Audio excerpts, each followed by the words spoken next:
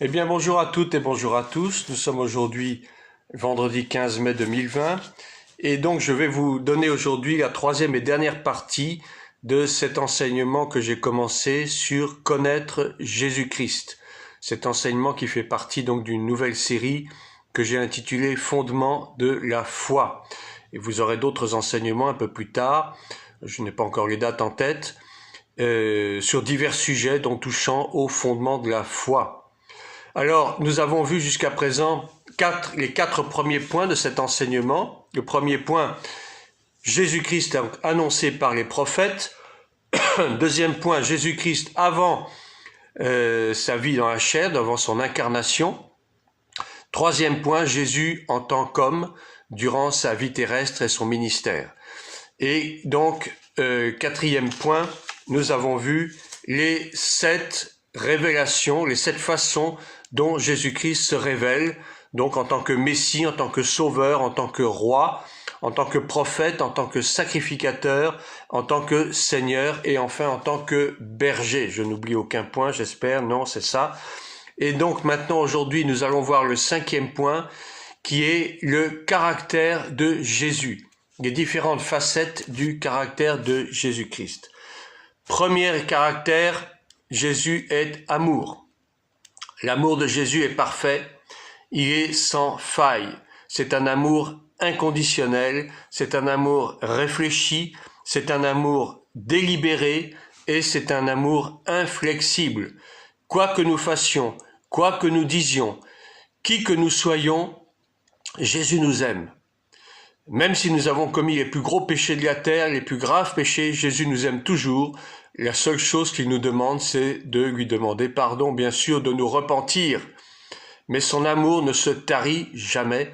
C'est un amour absolument irrévocable. Pourquoi? Eh bien parce que Dieu lui-même, Dieu est amour, et c'est cet amour qui vient de Dieu que le grec appelle amour agapé. En grec, il y a trois formes de l'amour. Il y a l'amour terrestre, l'amour charnel qu'on appelle l'amour éros, d'où vient le mot érotisme d'ailleurs, donc qui touche pas mal aux relations charnelles dans le couple ou en dehors. Ensuite l'amour philéo, j'aime bien telle personne, ou j'aime bien aller manger au restaurant, ou j'aime bien le cinéma, etc. Ça c'est l'amour philéo. Et enfin l'amour le plus parfait, le plus pur, c'est l'amour agapé. C'est un amour qui va au-delà même des sentiments. Le véritable amour, c'est pas un simple sentiment, mais c'est quelque chose qui vient bien au-delà, qui est bien supérieur à tout sentiment humain. C'est un amour décision, je dirais. Je décide d'aimer parce que c'est plus fort que moi, je ne peux pas m'empêcher d'aimer, c'est dans ma nature. Eh bien, l'amour, c'est dans la nature de Dieu, et c'est donc dans la nature de Jésus. Jésus est venu au monde par amour et par obéissance, on va le voir également, mais il est venu avec cet amour que le Père a mis en lui.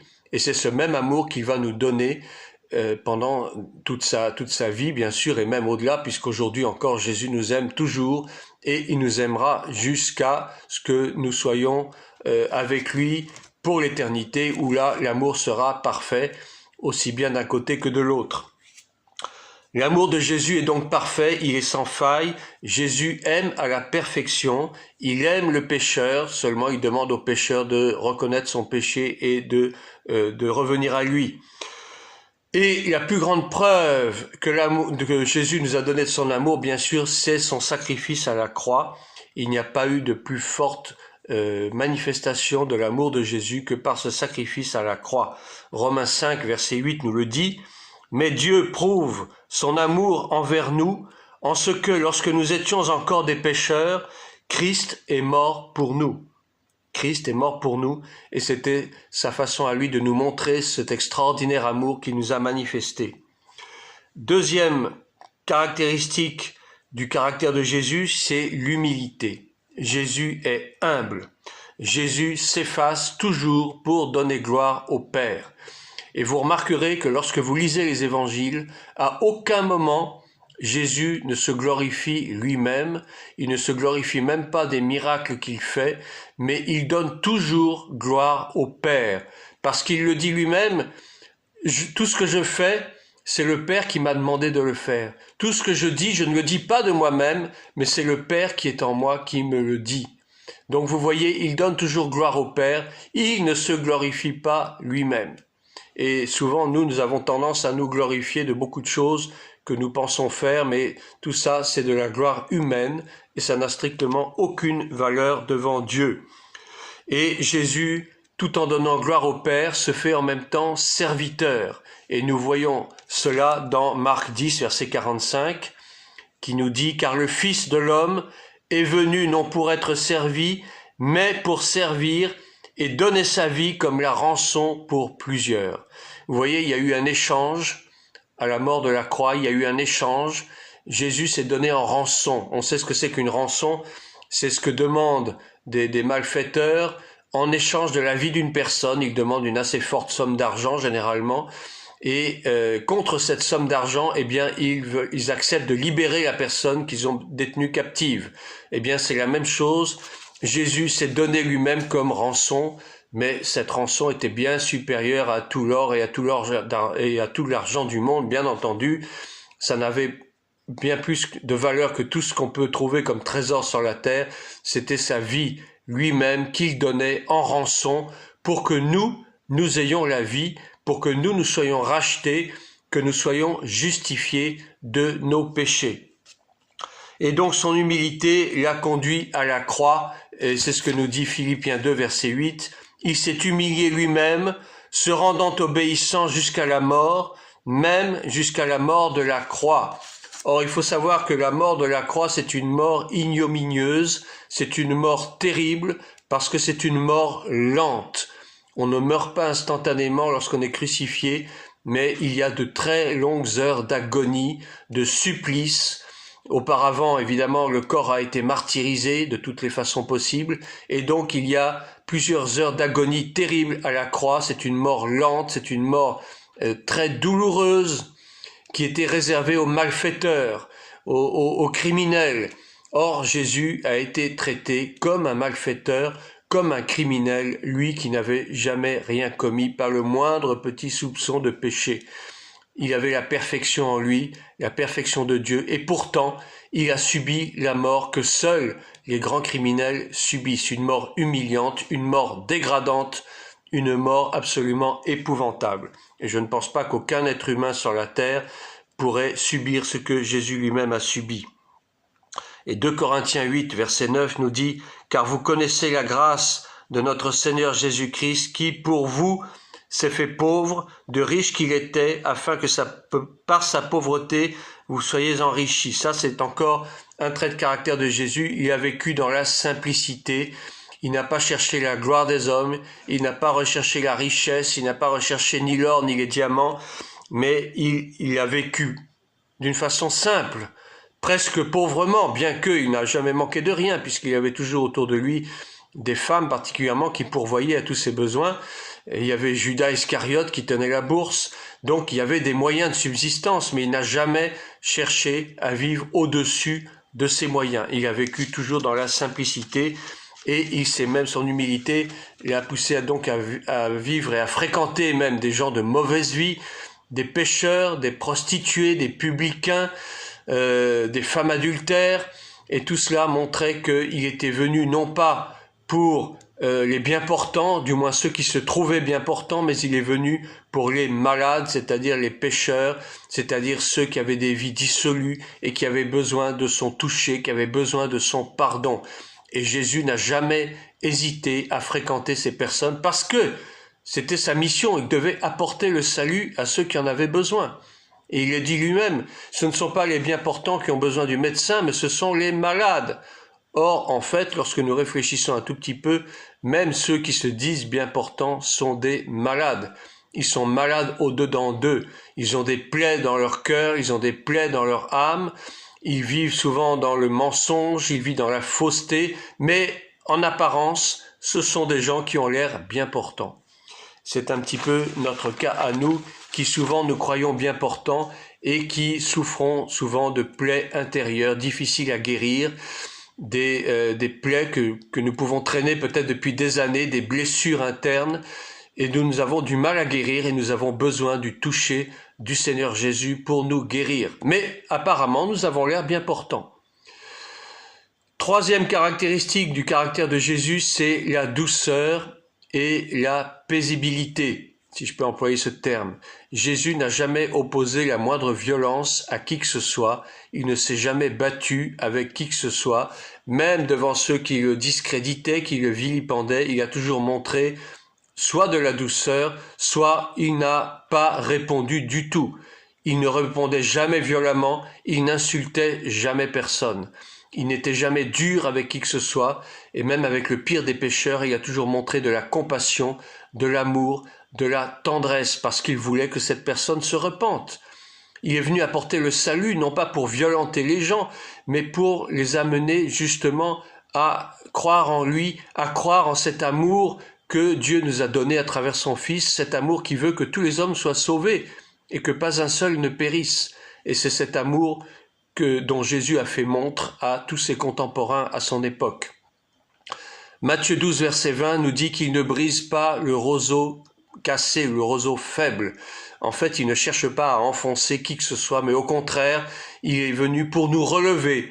Il est venu pour nous tendre la main, pour nous aider à reprendre vie si jamais nous étions dans un état de mort, quelque part de mort spirituelle. Il n'est pas venu pour nous enfoncer davantage, mais au contraire, pour nous aider à repartir du bon pied. Et dans Luc 7, 37, nous avons cette histoire merveilleuse de cette femme pécheresse. Alors était-elle prostituée? Est-ce qu'elle avait eu plusieurs amants? Peu importe. En tout cas, cette femme est venue en toute simplicité, en toute humilité, devant Jésus, avec un vase d'albâtre contenant un parfum de grand prix. Et elle a répandu ce parfum sur les pieds de Jésus, et elle lui a même essuyé les pieds avec ses cheveux. Et Jésus a vu en cela un symbole, un signe de sa mort prochaine, de son ensevelissement. Et il a loué l'acte de cette femme. Il a loué l'acte de cette femme qui, tout en sachant qu'elle était très pécheresse, eh bien, elle est quand même venue aux pieds de Jésus pour en fait lui réclamer son pardon et son amour, parce que cette femme avait besoin d'amour. Cette femme certainement n'avait pas eu d'amour pendant toute sa vie, et elle a trouvé du réconfort et de l'amour aux pieds de Jésus. Et Jésus l'a reçu. De même qu'il a reçu Pierre après que celui-ci l'ait renié 3 fois. Jésus l'en ayant averti auparavant, mais Jésus n'a pas fait cas de cela et il l'a quand même renié. Et malgré ça, Jésus lui a dit « paie mes brebis, paie mes agneaux ».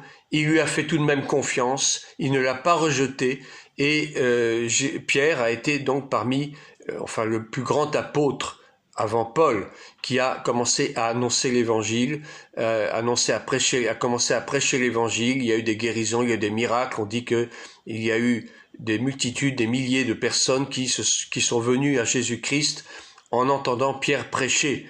Et donc Jésus n'avait pas rejeté Pierre, malgré son reniement, il l'a toujours accepté. Il a reçu aussi Thomas, cet apôtre incrédule, à qui Jésus était obligé de montrer ses plaies, parce que Thomas ne croyait pas que Jésus fût mort et ressuscité, mais il a toujours considéré Thomas comme l'un des siens. Il ne l'a pas rejeté pour autant. Jésus ne rejette jamais personne. C'est quelque chose qu'il faut que nous retenions. Jésus ne nous rejette pas, quoi que nous fassions, quoi que nous disions, quel que soit d'où nous venons, que nous soyons blancs ou noirs, peu importe notre race, peu importe notre milieu social, Jésus n'a pas égard à ce genre de choses. Malheureusement, nous avons souvent égard à ces choses-là, alors que nous devrions suivre cet exemple de Jésus. Nous ne devrions pas toujours chercher la compagnie des gens riches, des gens qui peuvent nous apporter quelque chose, mais nous devrions au contraire aller toujours vers les plus pauvres, vers les plus humbles, parce que c'est en premier à ces personnes-là que Jésus s'adresse. Il ne s'adresse pas à ceux qui se croient bien portants, bien que ces faux bien portants aient besoin aussi de lui. C'est ce que je disais tout à l'heure. Et enfin, 6e et avant-dernier caractère de Jésus, Jésus est toujours victorieux. Il a vaincu la tentation, et ça à plusieurs reprises on le voit, non seulement dans le désert, il a vaincu la tentation malgré les séductions de Satan, qui était prêt à lui offrir même toutes les richesses du monde en échange de se prosterner devant lui. Jésus n'a jamais accepté ça, il a lutté contre ça. Il a lutté contre le fait de transformer des pierres en pain, qui sont des miracles tout à fait stupides et qui n'ont aucun intérêt. Et Jésus a renoncé à ces choses. Et ensuite, la Bible nous dit qu'il a subi des tentations comme nous. Il y a certainement eu des tentatives de séduction de la part de femmes, ou peut-être des tentatives de richesse, de personnes fortunées qui ont voulu lui offrir de l'argent en échange de quelques grâces. Mais Jésus n'a jamais accepté ça. Il a été tenté en toutes choses comme nous, étant dans une chair humaine, mais il n'a jamais cédé au péché. Il a toujours été victorieux du péché. Et en Hébreux 4, verset 15, on nous dit que nous n'avons pas un souverain, car nous n'avons pas un souverain sacrificateur qui ne puisse compatir à nos faiblesses. Au contraire, il a été tenté comme nous, en toutes choses, sans commettre de péché. Et il peut à plus forte raison compatir à nos faiblesses, nous qui sommes faibles et pécheurs, parce que lui-même a été tenté.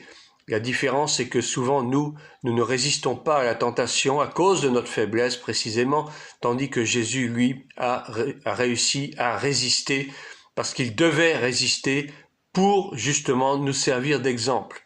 Et enfin, le septième caractère de Jésus, c'est sa double nature en tant que Dieu et en tant qu'homme.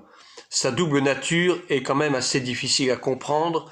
Il est à la fois fils de Dieu et il est aussi fils de l'homme. Il est né d'une femme charnelle, d'une femme terrestre, et donc il possède à la fois les caractéristiques de fils de Dieu et de fils de l'homme. Donc, étant fils de Dieu, il ne peut effectivement pas être tenté par le mal, mais étant aussi fils de l'homme, il a pu aussi subir la tentation, comme je le disais. La seule chose, c'est qu'il a toujours résisté aux offres séductrices que le malin pouvait lui offrir. Et il s'est trouvé tenté comme nous tous. Et on voit enfin que, en tant qu'homme, il a subi les mêmes vicissitudes, les mêmes faiblesses que nous, faiblesses charnelles. Il a subi la fatigue, il a subi la faim, il a subi la soif, il a aussi subi l'angoisse. À Gethsémane, il a souffert l'angoisse de sa mort prochaine. On dit même que des grumeaux de sang sont tombés de son front pendant qu'il priait, pendant qu'il invoquait le Père, parce que c'était l'angoisse qui l'avait saisi. Et cette angoisse, c'est un sentiment purement humain. Et donc Jésus, en tant qu'homme, a subi l'angoisse de la mort. Il devait passer par la mort et par la souffrance. Il le savait, il était préparé. Mais néanmoins, tout en étant préparé, il avait quand même peur de l'échéance. Et c'est exactement cette même peur que nous subissons, soit devant la maladie, soit devant la mort. Ce qui prouve que Jésus a pleinement vécu une vie d'homme, tout en étant à la fois fils de Dieu et ayant en lui la nature divine dans sa complète plénitude.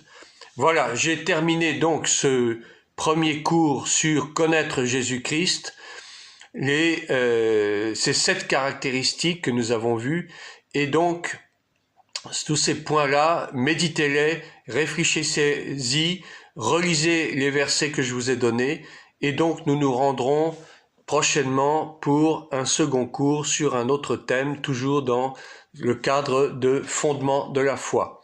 Que Dieu vous bénisse, bonne fin de journée à tous et à très bientôt.